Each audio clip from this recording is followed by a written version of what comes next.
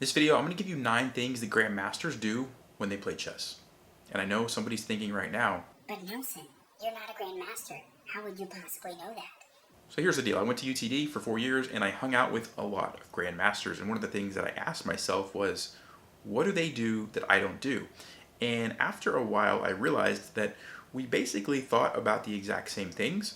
They just did it like 3 or 4 times faster than me. So for example, we'd both look at a position and after like 5 minutes, I'd come up with the move that was the best move. And they would look at it for like 30 seconds and come up with the same move. So that was what the difference was. But as far as what we think about when we play chess, it's going to be pretty much the same. So I think you're going to get benefit from this list. Let's jump right in. All right, now before I tell you the 9 different things, I want to make sure that I clarify that the order that you do these in is not as important as the fact that you just make sure you do them all. So the order that I tell you is not necessarily the best order, it's just an order. Feel free to mix that up. The important thing is that you don't miss any of these because they are important. All right, but number 1 on our list of what a Grandmaster is going to think about is how much time do they have left? This is obviously pretty important because if you run out of time, it doesn't matter how good your position was, you just lose. For those of you who watch me when I play live on Wednesdays, you know I tend to get low on time and I don't think about it enough.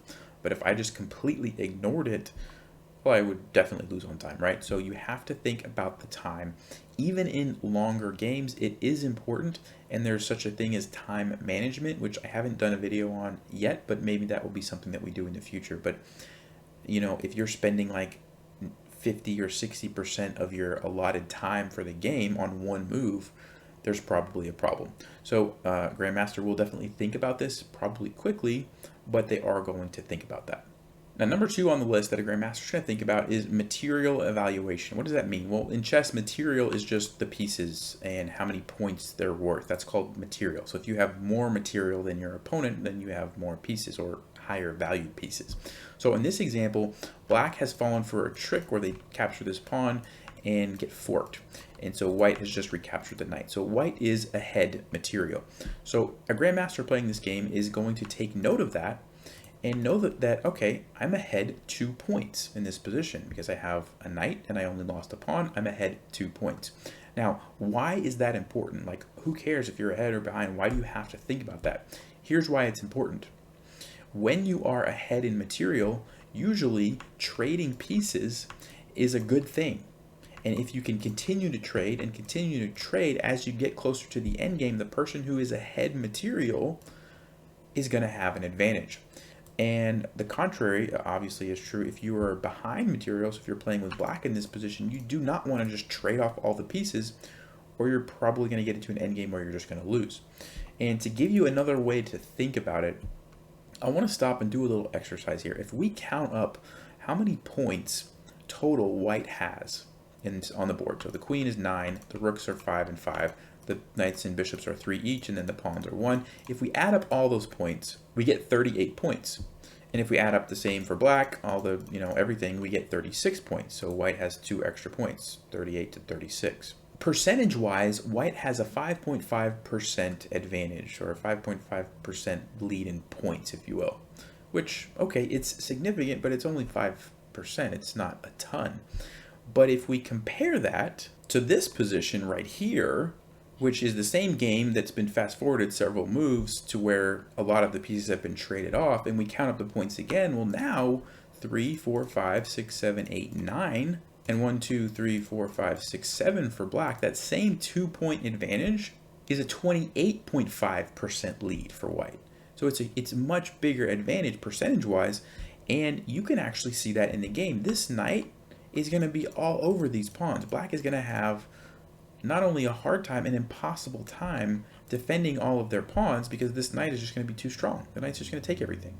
So going back, that is why if I am white, because I know that I'm ahead material, if there's an opportunity to trade some pieces, I'm going to be like, yeah, sure, let's do it. As long as it doesn't put me at a disadvantage for some other reason, right? But if I'm playing as black, I'm going to say, I'm going to try to keep as many pieces on the board as possible because you never know what might happen. You might be able to create an attack. As the game goes on, maybe white makes a mistake. You have better chances to win with more pieces on the board. All right, number 3 that a Grandmaster is going to think about is king safety. This is going to work for both sides of the board. How safe is white's king? How safe is black's king? So this position on the board here, I've kind of made some less than ideal moves for black. But we've got this position where black's king is in big trouble. And this is going to be something that a grandmaster obviously notices, right? Black's king is in big trouble. White's king is pretty good. And so what does that mean? That means if I'm playing as white, I'm going to be looking for opportunities to checkmate the king. That means if I'm playing as black, I'm going to be devoting pretty much all of my energy to, is there a way that I can defend and somehow survive this position? Now, I've made this very obvious to make my point, but a lot of games it's not this obvious, and so it's something that the Grandmaster is going to have to constantly be scanning for. You don't want to wait until it's too late to have the realization, oh yeah, my king's in trouble, like in this position, like, oh yeah, maybe I should have thought through, why did I trade off those pawns in front of my king? You want to be thinking ahead, and so that's why it's something that needs to be thought about very carefully. All right, number 4 that a Grandmaster is going to think about is which side has a lead in development. So in this position on the board, this you may recognize comes from the Danish Gambit, where white gives up a bunch of pawns to get quick lead in development and active bishops on these diagonals. So the Grandmaster is going to notice that and think through what are the implications of the fact that white has a lead in development. And if you don't know, usually when you have a lead in development, you want to look to be more aggressive. You want to be on the lookout for tactics where you can take advantage of the fact that you have more pieces that are doing something, right? So in this example, there's lots of tactics that arise on the f7 square with the queen coming up, all sorts of different things that can happen depending on what black does. But if I'm playing this as white, I'm going to be on the lookout because I know, hey, I'm ahead in development. I need to make the most of this. And on the flip side, if I'm playing as black in this position, I know, okay, I'm behind in development. I need to be very, very careful for tactical tricks and ideas that my opponent can play against me, because I don't have very many pieces out that can do a lot. You have to play more defensive, otherwise you're just going to lose. So that's another thing that's very important. All right, the number 5 thing that a Grandmaster is going to look at is who has the most central control. Now, as you know, or you may know, most openings, the whole point of an opening is to fight for control of the center. And this is kind of a back and forth battle. Now, the example on the screen that I have showed you is what's called a hyper-modern opening. And that's where black basically sits back and says, you know what, I'm going to give you control of the center, and I'm going to try to strike back later. So in this example, I mean, obviously white has huge control of the center, right? They have all their pieces in the center, these 3 pawns, and black is just kind of chilling, sitting back and waiting. Now, the important thing to realize about central control is if you leave, let's say I'm playing black in this position, I'll flip the board. If I leave my opponent have this central control all game and I never do anything about it, it's probably not going to end well for you. For example, if all I'm doing is making real passive moves, like moving my queen here and my rook here and my rook here, and maybe I'm moving a pawn here, and I never strike back at some point in the center, it basically gives your opponent all the options. White has the option to attack this way if they want. They can attack this way if they want. They can just shove the pawns forward. You have a lot more options when you have control of the center. So the thing about these hyper-modern openings is that, yes, you give up control of the center initially, but you have to counterattack at some point. And part of the way you play this as black is to be constantly on the lookout for ways to strike back in the center. And that goes both ways. If I'm playing as white, I need to be aware that black is going to try to play e5 at some point and just bust open my center, or maybe c5 or d5, or move this knight in f5. There's lots of ways to do it, but I need to be aware like it's coming at some point, and always kind of be calculating, okay, what's going to happen if black plays e5 right now? Like, am I in a good position to take? Is this going to work out well for me or not? You always want to be thinking through those things, and that's something that a Grandmaster is going to pay attention to, like every move. All right, number 6 on the list that a Grandmaster is going to be looking at are weaknesses, and which side has weaknesses. Do I have any weaknesses? Does my opponent have any weaknesses? So on the position on the board, whenever you push g6 up to fianchetto the bishop, if you don't fianchetto the bishop and you do like black did here and bring it over somewhere else, you end up with some very nasty weaknesses. And this is a terrible position for black simply because of that fact. So this is something that a Grandmaster is going to notice immediately and probably play a move like bishop h6 because it prevents black from castling. The bishop can come in here if it wants, chase the rook away, maybe later at a better time.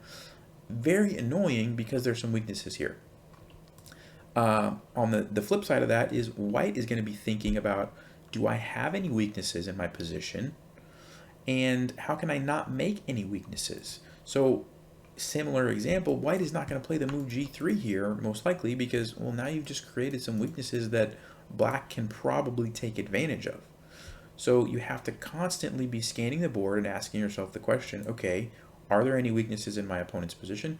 Are there any weaknesses in my position? Sometimes it's holes like this. Sometimes it could be an undefended piece. Maybe one of my pieces are undefended, like this bishop's undefended. That could be a weakness. Like maybe white considers playing check to fork the bishop. Now it doesn't actually work in this case because the knight can just block and defends the bishop. But that's the kind of thing that you want to be paying attention to. Well, there's a potential weakness. It's an undefended piece. What else is undefended in black's camp? This rook. Now, we don't have a way to do anything about that right now, but I'm going to make a mental note that, hey, that's an undefended piece. Same thing with my pieces. Like if I move my bishop over here, guess what? It's now undefended, and I need to just be aware of that. So constantly thinking about weaknesses and how can you attack them, and also are there any specific tactics that you can take advantage of that have to do with the weaknesses. That actually is right into number 7, which is Grandmaster is going to look for specific tactics. This might be the most important one on the list because tactics are all over, and that's a lot of times what determines who wins and loses chess, right? You're looking for tactics that lead to checkmate. You're looking for tactics that win material. So here's an example, a random game that I kind of came across, but white actually makes the move queen to e2, which is a big mistake. There's a nice sneaky little tactic for black to win some material.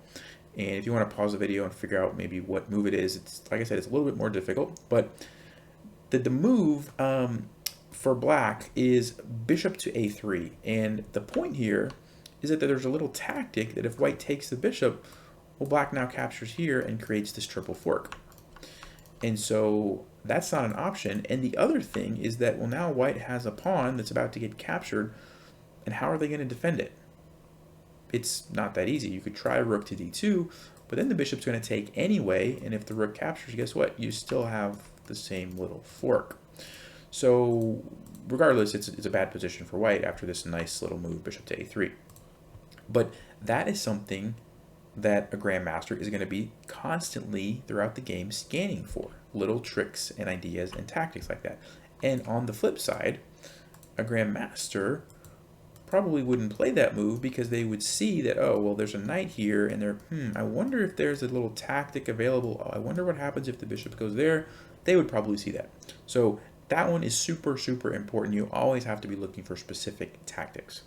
And by the way, a lot of times these tactics come from the previous step where you identify weaknesses in the opponent's position. So number 8 on the list that a grandmaster is going to think about is, what should the long-term plan be? So here's a position where there's no obvious tactics. There's no ways for white to checkmate the king or win any material. So the question that a grandmaster is going to think about is, what should the long-term plan be? Should I try to play a5 and restrict these pawns on play on the queen side and try to do something? Should I maneuver my rook over here this way and try to pressure, maybe play e5 and try to get an attack going on the king? Should I maneuver my knight somewhere and try to attack this pawn? There's so many different things depending on the position you're playing in, but having a long-term plan, so not 2, 3, 4 moves, but more like 5 or 10 moves down the road. What should I do, right? And just because there's a long-term plan doesn't mean that you're stuck to that plan. The grandmaster is going to reevaluate every move and see if that long-term plan continues to make sense or if it needs to be changed. And so that's why it's not quite so simple, but that's definitely something that grandmasters are thinking about. And then number 9 on the list that a grandmaster is going to do is a basic blunder check. Yes, even grandmasters have to do blunder checks because actually sometimes grandmasters are thinking so deep and so some of the lines are so complex that they need to just step back for a minute and say, okay, hold on a second, am I missing anything obvious here, right? So here's an example, pretty basic example, where white decides, you know what, I'm going to play the move f4 because I want to take advantage of this bishop and try to trap it by playing f5. And even if h6 gets played, I'll still play f5, it'll go back there, and it'll really restrict the bishop's movement, and I can continue to attack the king or something. Before they play that move, you have to ask yourself, well, hold on a second, am I going to get into trouble along this diagonal? Because there is a knight, there is a bishop, Now, it's actually totally fine because everything is defended, but that's a question you have to ask yourself. You also have to ask, well, I'm opening up this square are no longer controlled by the pawn. Am I doing anything else? Are any of my pieces hanging? Normal blunder check. Grandmasters do it. Now, they do it so quickly that a lot of the times you probably don't even realize it, but they are doing it, I guarantee you. Because if they don't, and they make a mistake, well, they wouldn't be winning very many games. Especially at the top levels, mistakes basically cost you the game, right? If grandmasters are blundering pieces, they're just going to lose to pretty much whoever they're playing against. So it's extremely important, even at top levels, to make sure that you're not making big mistakes. All right, well, there's 9 things that I think you should incorporate into your game to improve. Let me know if you think some of these are wrong, or if you think I maybe forgot something that you think grandmasters are doing that I didn't mention. Let me know. Thanks for watching. Stay sharp, play smart, take care.